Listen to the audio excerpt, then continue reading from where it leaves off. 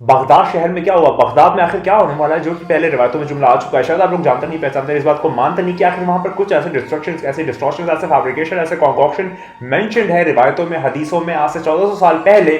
लेकिन वो जो शहर है, वो जो अब मौजूदा है, उसके अंदर क्या ऐसे हालात है जो कि आखिरी वक्त में पेश आएंगे, क्योंकि हम लोग भी आखिरी वक्त में जी रहे हैं। तो आखिर बगदाद में ऐसी क्या क्या चीजें हैं जो कि होने को दरपेश है या फिर हो चुकी, इन सब पे एक बहुत डिटेल बात करने जा रहे हैं इमाम ज़माना के आने के रिवोल्यूशन में, इन सब पे बात करेंगे। आप वीडियो के सब पे जाए। देखो सामने पर्दा उठा कर आ गए हैदर, अली का जो अली है वो मेहदी जो वली है, जो अव्वल आखिरी है उसी की खुसरवी है, वो है जहरा का दिलबर। बात का आगाज करते हुए आज हम लोग बात करने जा रहे हैं इमाम ज़माना साहिब ज़मान ये अपना ज़रा यूसुफ सहरा के ज़हूर के रिलेशन में, एंड टाइम्स के रिलेशन में आखिर क्या बताया गया है, रिवायतों में क्या जुमला आया है। जो इराक है, मॉडर्न डे इराक, उसका जो कैपिटल है बगदाद, बगदाद के मुताल्लिक क्या फरमाया गया है रिवायतों में, मासूम ने क्या फरमाया कि आखिर बगदाद में आखिरी ज़माने में ऐसी कौन कौन सी चीज़ें जो वो पेश आएंगी, और जो कुछ चीज़ें हैं वो शायद पेश आ चुकी है या फिर आने को दरपेश है, आखिर वो क्या चीज़ें हैं। तो हमको उसको अवेक रहना या फिर उसके बारे में हमको अवेयरनेस रखना बहुत ज़्यादा ज़रूरी है, या फिर वहाँ पर जो बगदाद में लोग रहते हैं वो भी ये वाली चीज़ जान जाए, पहचान जाए, मान जाए कि जो मासूम ने फरमा दिया वो चीज़ होने को है और वो होके ही रहेगा। चलिए बात का आगाज़ करते हैं इस एहसास के साथ करते कि वो आने वाला है।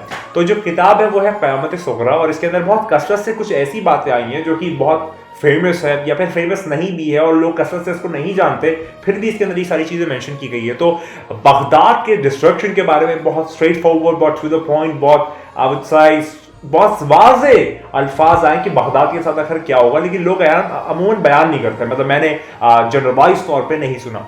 तो रिवायत में ये जुमला आता है कि इमाम जाफर सादिक अलैहिस्सलाम फरमाते हैं अपना एक बहुत तवील तूलानी खुतबा, और उसके अंदर जब ये आगे आते हैं तो फिर वो फरमाते हैं कि जो आसार क़यामत है उसके अंदर अमीरुल मोमिनीन भी फरमा चुके हैं, और अमीरुल मोमिनीन के फरमाने के बाद इमाम जाफर सादिक अलैहिस्सलाम फिर खुद फरमाते हैं, और यहाँ पर ये एक जिस्ट देते हैं। अब जो मैं आपके सामने बयान कर रहा हूँ ये लफ्ज़ ब लफ्ज़ नहीं है, बल्कि एक जिस्ट है, एक समरी है उसकी जो पूरा बताया गया है। तो इसके अंदर बगदाद के मुतालिक आता है कि एक शहर बनेगा जिसका नाम बगदाद होगा। अब देखिए मौला उस जमाने फरमाने की जब बगदाद नहीं हुआ करता था, तब वहां पर कुछ और सिलसिला था या फिर जो भी सिलसिला हो।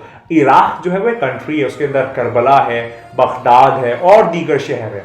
तो उसमें से कैपिटल जो है, जो राजधानी है, जो वहां का अब दारुल हुकूमत है, वो बगदाद हो चुका है। तो मौला यहाँ पर फरमाते हैं कि एक शहर बनाया जाएगा जिसको बगदाद कहा जाएगा, जो कि बगदाद जदीद, जो कि आज का बगदाद है, मॉडर्न डे बगदाद जो कि कैपिटल है, वो बनेगा। मौला उस टाइम फरमा रहे हैं, और वहां पर बहुत ज़्यादा गुनाह जो है वो होंगे और लोग गुनाह में मुलव्वस होंगे, और खुदा की तरफ से जो पनिशमेंट है वहां पर वो भी नाजिल होंगे, यानी कि खुदा की तरफ से कहर या फिर वहां पर खुदा का गुस्सा या फिर खुदा का जो एक अदल और इंसाफ करने वाला फैक्टर है वो भी वहां पर नाफिज किया जाएगा। किस तरीके से, सुनिए इस तरीके से, वहां पर बहुत ज़्यादा परेशानियां, जैसे कि बहुत ज़्यादा बीमारियों का फैलना, बहुत ज़्यादा बाढ़ों का आना, बहुत ज़्यादा एक ऐसी बीमारी, छूत की बीमारी का फैलना, या फिर एक ऐसा कमोशन क्रिएट होना कि जिसमें बहुत ज़्यादा पॉपुलेशन जो है वो वहाँ की परेशान होगी। और एक नदी है जिसका नाम है तिग्रिस, तिग्रिस के नज़दीक जो है वो बहुत सारी परेशानियां जो हैं उसमें लोग मुलव्वस होंगे। मौला यहाँ पर ये फरमाते हैं, मौला आगे फरमाते हैं कि वहाँ पर एक बहुत आप कह सकते हैं हैवी रेन होगी, बहुत ज़्यादा तादाद में बारिश जो है वो बगदाद में होगी। और मौला फरमाते हैं कि यहाँ पर सुनामी, साइक्लोन्स, फेमाइंस, एपिडेमिक्स या बहुत सारी इस टाइप की जो पैंडेमिक्स हैं वो वहाँ पर आएंगे और उसको हिट करेंगे।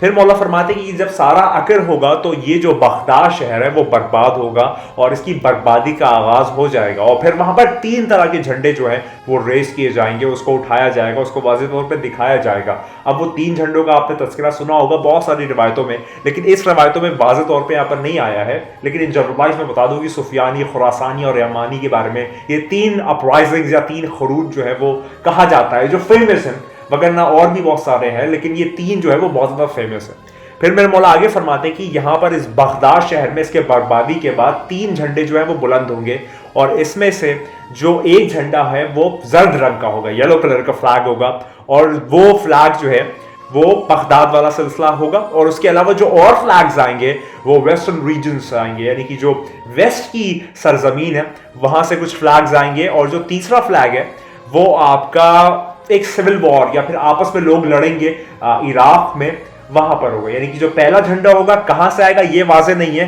कहां से उठाया जाएगा, लेकिन और रिवायतों में जुमला आता है कि वो यमन से आएगा, यमानी जर्द झंडा लेके आएंगे। तो यहां पर ये जुमला आता है कि जो जर्द येलो फ्लैग है वो उठेगा। उसके अलावा एक फ्लैग जो है वो वेस्टर्न रीजन है, यानी कि अमेरिका या आपका जितना भी बरतानिया रीजन ब्रिटेन है या ये यूरोपियन कंट्रीज है, नाटो नेशंस है, वहां से एक फ्लैग आएगा। और एक फ्लैग जो है वो आपका इराक में ही एक इंटर कॉन्फ्लिक्ट वॉर क्रिएट हो जाएगा, सिविल वॉर क्रिएट हो जाएगा, उसी टाइप की कंडीशन हो जाएगी और वहां से फिर एक झंडा जो है वो बुलंद किया जाएगा।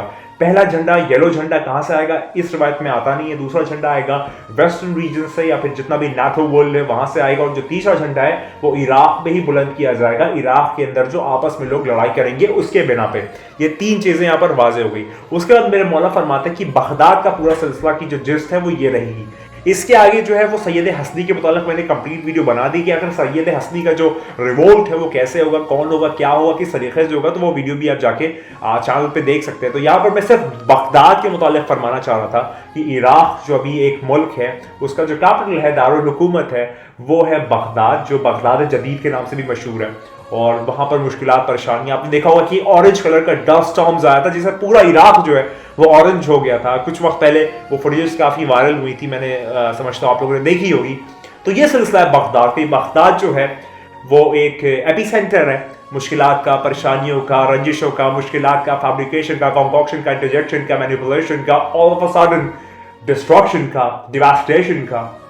तो वो वाली चीज़ यहाँ पर वाज़ेह आती है। इमाम जाफर सादिक अलैहिस्सलाम भी फरमाते हैं और अमीरुल मोमिनीन जो है वो भी ये फरमाते हैं। मैंने आपके सामने एक जिस्ट रखी इस रवायत की कि आखिर बगदाद में क्या सिलसिला होगा, किस तरीके से होगा और क्या क्या चीज़ें जो है वो बगदाद में दरपेश है। इसमें काफ़ी चीज़ें जो है वो पेश हो चुकी हैं और आने वाले वक्त में बगदाद का डिस्ट्रक्शन आप देख सकते हैं।